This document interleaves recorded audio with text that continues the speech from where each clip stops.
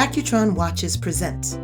From New York City, this is the Accutron Show, a time travel through American culture with your hosts, Bill McCuddy, Scott Alexander, and David Graver.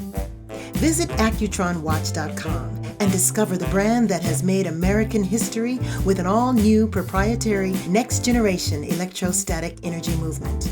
Accutron. It's not a timepiece, it's a conversation piece. But yet, nobody's been back to the moon since Apollo. And of course, when you think about going to Mars, that is a Mount Everest for the human species. We have got to solve so many problems in order to be able to send people to Mars without, killing them. This podcast is presented by Accutron Watches. Visit our website, AccutronWatch.com, and discover our iconic Space View 2020 collection, recreating the stunning visual impact of the original open dial design combined with an all-new electrostatic energy movement. Time just changed again. The Accutron Space View 2020. Boys, the man who sent Tom Hanks to space is joining us today, sort of, yeah. And we're going to talk all about the final frontier and going up and seeing whether we want to go back to the moon again. Should we go back to the moon? We should go back to the moon. Yes, damn it. But the main reason to go back to the moon is, as I understand it, as like a way station. It's a place to kind of drop stuff off and store things. Launch. It's easier to launch from the moon if you want to go elsewhere. I'm really curious. We've looked to the moon for so long. Now we're starting to look to Mars. What comes after that? What is the next frontier after we've tackled Mars? Because that's going to happen soon. This is the big problem. A dark hole, like the Lower East Side. We got this nice little planet, right? And then we got this moon that's really close, and then Mars is pretty far, and then the other planets are even farther. But then once you get outside our solar system, there's not a lot for light years. Well, we voted Pluto off the island, which I thought was wrong. Did. That was no good. I love Pluto. And so I think the answer to your question is yes. It's on the way to. It's like it's like the way station or the Port Authority bus station. The moon is our place we stop off like a Stuckey's when we go to Mars. But what's the big idea? I mean, what are we trying to accomplish up there? Remember, we spent something like $265 billion in today's numbers to send a man to the moon, and it was really all about just beating the Russians. It was in the middle of the Cold War, and it got everybody excited. And inspired. It was inspiring. A president said something that we actually did. That was pretty cool. Wait a second. We went to the moon, and Kennedy said it. Why are billionaires racing to space right now? There is a business goal there. Especially Elon Musk's efforts seem a little more practical. He's not just going up to the Kármán layer and coming right back down. He put people into actual orbit. This seems exactly like what happened in the 60s.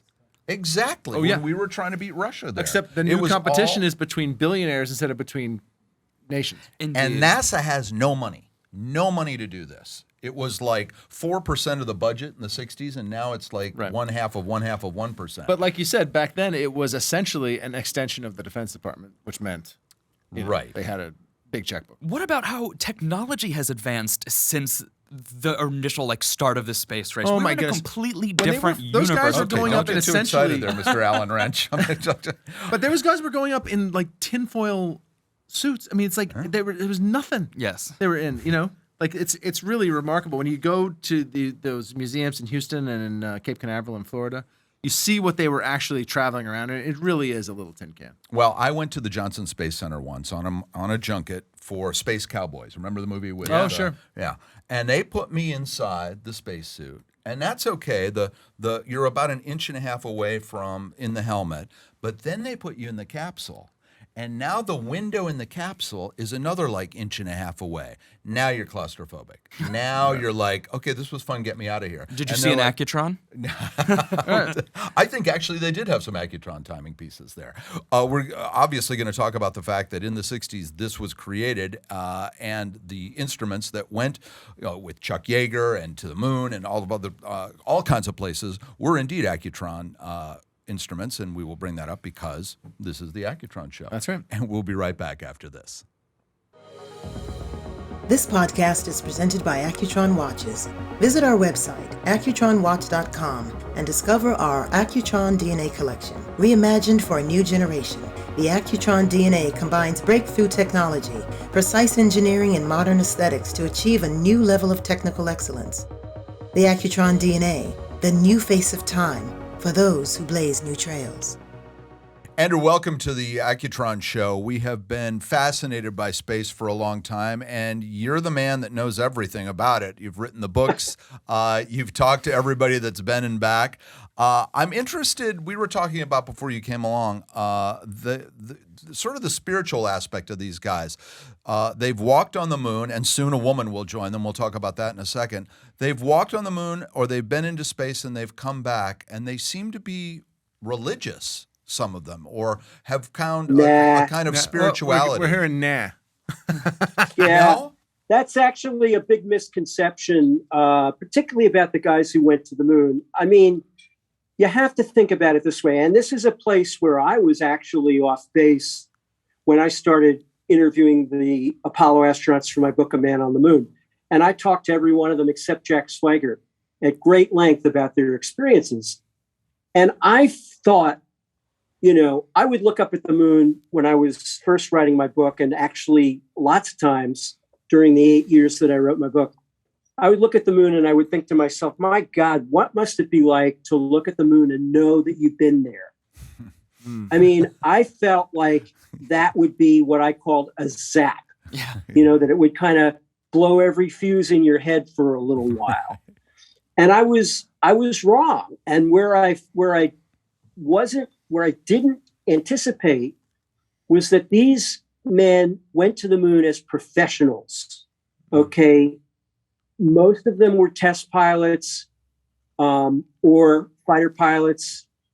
The only one who wasn't was the scientist who went on the last landing, Jack Schmitt. But in personality, he was very much like the other guys in this way. And so they had a very, it was an amazing experience. So several of them talked about being amazed at the view, seeing the Earth shrink to the size of your outstretched thumb, for example. But at the same time, the real mandate for them was to do the job and do it as well as they could possibly do it. So I always like to say, whatever it is you do for a living, you three, imagine doing the ultimate podcast, doing it with the prestige of the country at stake and with the whole world watching you. You're not going to mean like every week? Yeah, you've just described every episode. Tuesday.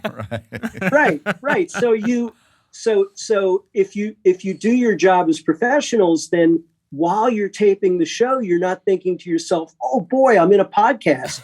Well, how cool is this? You're thinking, I got to do everything right. I got to, keep my eye on the time. I got to ask the right questions. I got to roll with the answers. All of those things that you do as a podcast host. Well, these guys had to do their jobs under life or death conditions, but they were used to that from their years of experience flying high performance jets, and some of them in combat, right?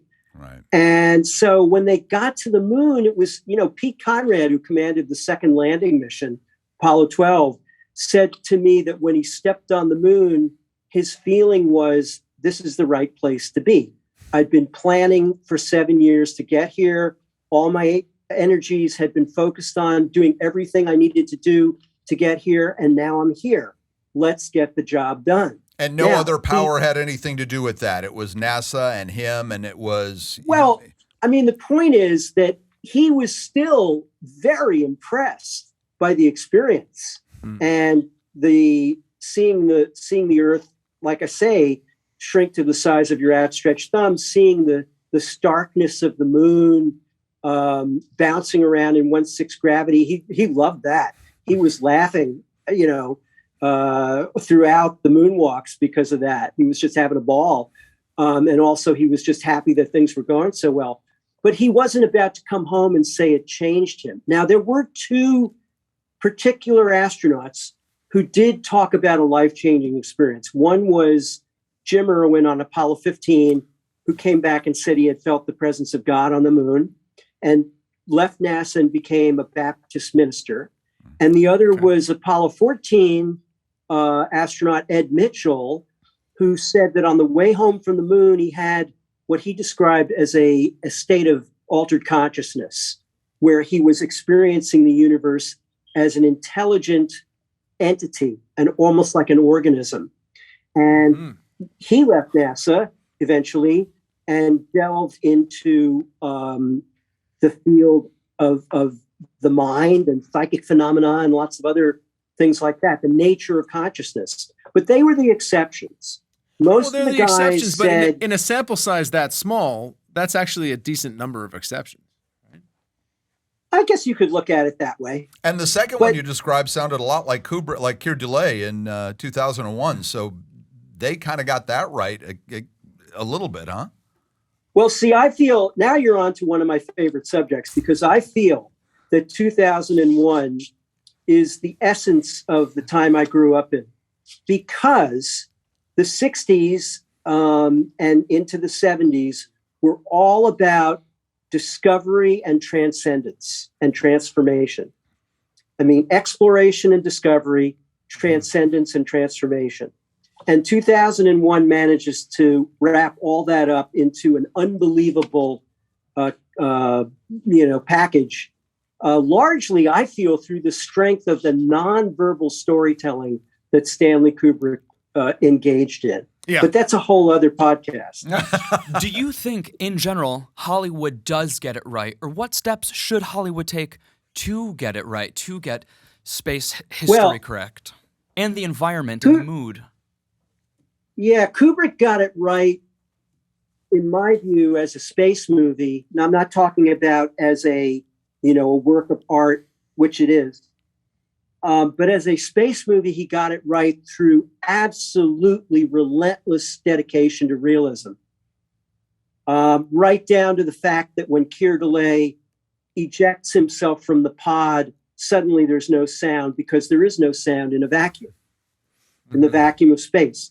Most Hollywood movies make a mistake of somebody, key person in the production, deciding that the real story isn't interesting enough or dramatic enough, and then trying to quote unquote enhance it. Pew, pew, pew. Yeah, the punch up guy. Yeah. Well, but I'm also talking about dramatic twists. I was very unhappy with First Man, because to me, having known Neil Armstrong to the extent that I did, and we were friends, that was not Neil Armstrong. And that's, as Richard Nixon used to say, that's their perfect right. But I did not feel that it succeeded as a film. Armstrong didn't like doing a lot of publicity, right? He was, if you were friends with him, I think that's saying something right there. Neil came out of, as several of the guys like to put it, several of the other astronauts like to put it, he came out of his shell as time went on. This is a person who was one of the most shy and private people in the astronaut corps, and yet fate put him in this position of being one of the most, if not the most celebrated human on the planet for a chunk of time there, and actually for the rest of his life, one of the most famous, celebrated people on the planet. And he rose to that challenge with a lot of grace. And he basically called his own shots. He lived life on his own terms, which meant that he did agree to talk to some historians like me. And as time went on, as I say, he did do more interviews, more public appearances, and seemed pretty much at ease. If you look at one of the last interviews he gave in his life, which is on YouTube down in Australia, it's great. It's a joy to. And the thing about it that the movie missed, the thing about Neil that the movie missed, was he was not a dour person. He was serious, but he had a lot of joy in doing what he did, and moving all of us, humanity, a little further along in our development. And he had a great sense of humor. And, none of that comes through in the movie. It's all very dour and somber and, and I just think it was overdone that way. But we don't have to spend. Well, it was an amazing breakthrough, Neil Armstrong, making that step, making that giant leap. And you mentioned that this was this era in the 60s and 70s, an era we're kind of obsessed with here, Accutron and all. But that 60s and 70s era was an era of frontiers and new frontiers opening after sort of the physical frontiers here on Earth, had kind of like were being tapped out.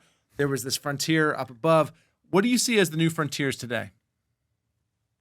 Well, I think space is very much still a frontier, right? I mean, we're seeing so much activity in Earth orbit that, for example, SpaceX lowering the cost of getting into Earth orbit, making it a bit more routine. I don't think it'll be necessarily ever be routine in the foreseeable future, but certainly in that direction.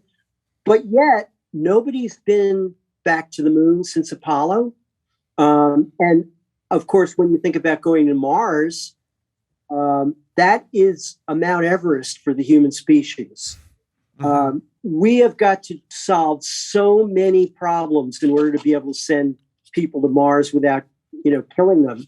And we may kill them anyway, but you don't want to do it before you've really done all the work that you can to mitigate the risks. So radiation is a big problem once you go beyond the Earth's magnetic field.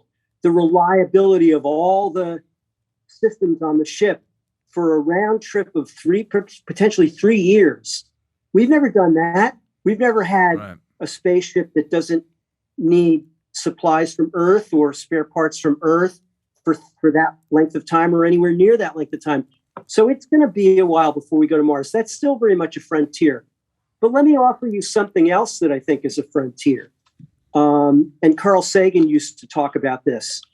We're a young civilization in the broad sweep of time. We're still a young civilization. And we're still learning to rise above our wiring, our origins. And we live in a society today where we're not very good at coming together and getting along with one another if we have different belief systems. One of the things that Apollo showed us is that to be successful, you have to be open to real world information that conflicts with what you believe. Okay, somebody once said, hold on to your beliefs, but hold on to them lightly. But we as a society are struggling with that. And I think that is a real frontier for us that's very important. The frontier of the caveman brain. Where do we go from here? For us, it's to a break, but we will be back. We have lots more questions when we return with Andrew right after this. This podcast is presented by Accutron Watches. Visit our website, accutronwatch.com, and discover our legacy collection, reviving some of the most memorable Accutron watches from the 60s and 70s. The Legacy Collection combines timeless design with the technical excellence of Swiss watchmaking, each limited to 600 individually numbered pieces. The Accutron Legacy Collection, inspired by the past, built for the future. We're back with Andrew Chaikin, who's joining us and talking a little bit about science, a little bit about space, where it's all going. Once we get to Mars, what do we do after that? And will there be any Accutron equipment on any of these NASA or SpaceX or any private flights? What does he also think about the Billionaire Boys Club? But David, you have a question first. I'm very curious. I mean, I'm incredibly inspired by the Artemis program and its ambition, but what is the value in going back to the moon? Well, that's another of my favorite topics. You know, I was trained as a planetary geologist before I got into writing. And I can tell you that the moon really deserves to be called a crown jewel of our solar system. And the reason I say that is kind of threefold. And the first is that scientifically, it is truly the Rosetta Stone by which we're able to decode and understand the earliest history of our solar system. The moon is the place where that history is most clearly and cleanly preserved. In the all of those impact craters on the surface tell us about what was going on in the early solar system when the moon and the Earth were being bombarded by asteroids and comets. So by going to the moon and reading that history, I like to say that it's like being let into the rare book room of the cosmic library. And by paging through that first chapter, we can start to explore what conditions existed on Earth at the time life got started and maybe help unravel that mystery. So scientifically, the moon is a spectacular place, and Apollo literally just scratched the surface of what the moon has to tell us. The second thing is that the moon is kind of an outward bound school for allowing us to learn how to live off planet. We're not going to go to Mars directly. We've got to go to the moon, which is only 3 days away in case of an emergency if you need to come home. If you go to Mars, you're stuck. You've got to go all the way to Mars, go around Mars, and come back. Matt Damon found that one out. Yeah, it's like Wisconsin. Okay. So the moon is this incredible learning ground, training ground, whatever you want to call it, where we can learn how to deal with things like all of the dust that gets into everything, equipment, spacesuits, the radiation threat to the health of the astronauts, all of these things that you need to master before you can think about going to Mars. And finally, the moon is the only place in the solar system where you can stand on the surface of another world and see the Earth as a planet. Okay, when you go to Mars, the Earth is going to be nothing more than a bright star in the twilight sky. And you are going to be isolated to a degree that no astronauts have ever been before. The moon is the place that has given us the leap in awareness about how precious and seemingly fragile our planet is when it's seen from that vantage point. And that's one of the great legacies of Apollo. And we're taking a woman back for the first time. And will she be the first out of the capsule? That's, as they say, that's not my pay grade. That's for the people at NASA to figure out. But I'm very excited about Artemis. I have talked to some of the people working on it. I've even shared with them some of the lessons of Apollo, particularly through the lens of human behavior that has been the focus of my work for the last 10 years. And they are so motivated. They're so smart. They're so enthusiastic and dedicated. I am just really hoping that this continues to unfold and that we really do see it come to fruition before too long. What are the astronauts of the future going to look like? Yeah, what's the right stuff now? Well, the right stuff is pretty much the same, right? I mean, you're still putting your life on the line, climbing on top of a rocket, going out into the vacuum of space, going out of Earth orbit and being captured by the gravity of the moon to where your engine better work when it's time to go home or you're stranded on the moon or around the moon. Although in this case, they're not going to be quite the same orbit. They're going to be in a much different orbit before they go down and land. But you get the idea. So the right stuff piece is the same. What's different is the diversity of intellects that the newer astronauts have. And the sheer level of intellect and accomplishment, not just intellectually, but God, in almost every arena. I have a funny story. One of the astronauts who flew on the space shuttle and the space station told me that she was taking part in one of the newer astronaut selections not long before she left NASA. And she was listening to all these young astronaut hopefuls come in before the selection committee. And at one point, she turned to one of her fellow astronauts and said, I don't know if I would select us today. We have that feeling on this podcast all the time. Don't worry. They're getting better and better and smarter as time goes on. That's brilliant. I have a question about making From Earth to the Moon. You were involved in that production. We think of these big Hollywood productions as being there's some sort of cool factor and there's these stars and the trailers. Was that maybe the nerdiest production ever made, or was it pretty hip? It was both. I think it was one of the nerdiest, and it was also very hip. And I'm not sure that anybody could have pulled that off quite to that extent, other than Tom Hanks. He is the heart and soul of that miniseries. I mean, I'm just ever grateful that he contacted me and used my book as the main basis for it, and brought me in on the ground floor before they had even, farmed out the scripts. And he walks the moonwalk, right? I mean, he's genuinely curious. He is a true space fan. We grew up, we're the same age. We're born just a couple of weeks apart. But, I always like to say that when I was 9 years old, I would get into every time I was in a swimming pool, I'd pretend to be Ed White, Gemini astronaut walking in space, and I'd just kind of be floating at the surface, looking down at the bottom of the pool, pretending it was the Earth. Tom was 9 years old in Oakland, California, with his swimming pool in the backyard, this above ground pool. And he was much smarter about it than I was, because he would take a brick and put it in the back of his swim trunks to hold him down and breathe air through a garden hose as he did his spacewalk. Wow. But he was a joy. He was a joy to work with. He's very funny, and really committed to telling the real story, that the real story is always good enough.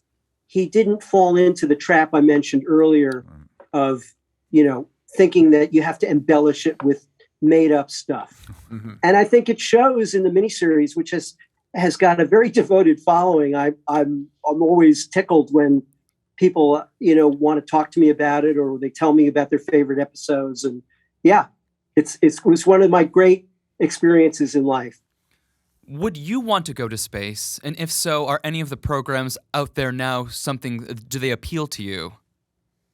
So the answer to your first question is yes.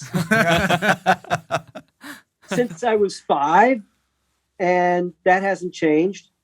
And as far as do the programs that are on now appeal to me, I mean, that's not really the right question. It still costs millions of dollars to be a space tourist. And until that changes, or I get some kind of, genius grant, it's not happening for me. So I'm just hoping to keep myself healthy. I'm 65 now. I'm hoping that in 20 years, I'll still be 5 years younger than William Shatner was today, flying in space. Yeah, there you go. I'm holding out hope. Are we sending the right people, though? Are these billionaires going up into space and putting people in seats that are spending hundreds of thousands of dollars? Is that what the resources are really for? And can they come back and do any substantial good? I don't know that that's the right question to ask when it comes to space tourism, because it's private. They can do what they want. They can choose who they want. They're paying for the seat. That's not something that the rest of us can pass judgment on. But any accident that could happen could set all programs back, right? That's always true.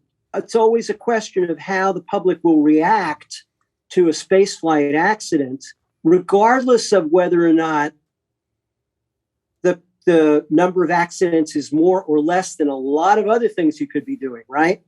I mean, people accept the fact that people who try to climb Mount Everest sometimes die, and sometimes because of stupid things that they did, right? I mean, a lot of times not, but, and the public doesn't, there's no outcry that says we shouldn't be having people climb Everest.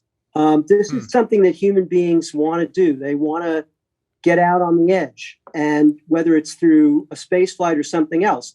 But as a lifelong believer in spaceflight and as a space historian, my hope is that it can become something that is truly sustainable and truly does open it up to more average folks, so that more average people can have that experience.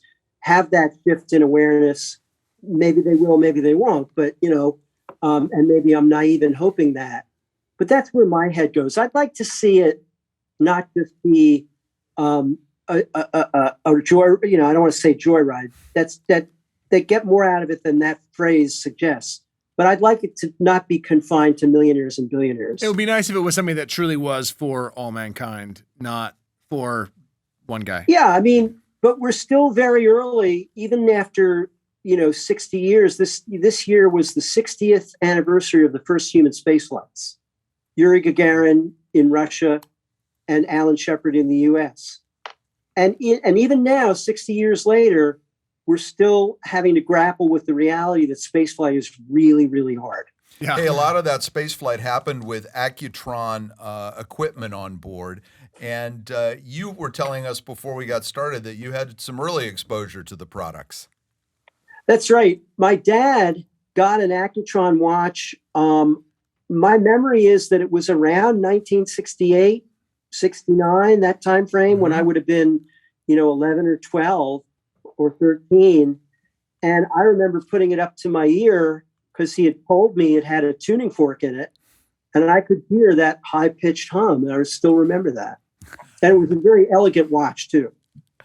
Yeah, they went on a lot of important missions, and we all wear one on our wrists. So we're always curious when people have had exposure to the brand, and it has a lineage and a history on Earth and in space that's pretty impressive.